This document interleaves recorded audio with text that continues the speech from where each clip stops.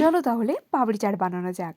আর কারা কারা পাপড়ি চাট খেতে ভালোবাসো, মানে পাপড়ি চাট লাভাররা অবশ্যই একটা কমেন্ট করে যেও কিন্তু।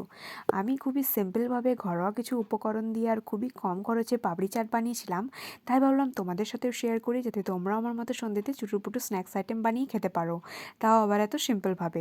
তো পাপড়ি চাটের পাপড়িটা আর ঘুগনিটা দুটোই আমি বাড়িতেই বানিয়েছিলাম। এই দুটোর রেসিপি কেউ যদি দেখতে চাও আমাকে অবশ্যই কমেন্ট করো, আমি তোমাদের সাথে শেয়ার করব। আর আরও এমনি ভিডিও দেখতে হলে আমার চ্যানেলটাকে সাবস্ক্রাইব করে আমার পাশে থেকো। তো পাপড়িগুলো ভীষণ ক্রিস্পি হয়েছিল, তো এত ফটো ভিডিও করেছি বাট কোনো নরম হয়নি। তো পাপড়িগুলোর উপরে ঘুগনি দিয়েছিলাম, তারপরে পেঁয়াজ কুচি দিয়েছিলাম, ধনেপাতা কুচি দিয়েছিলাম।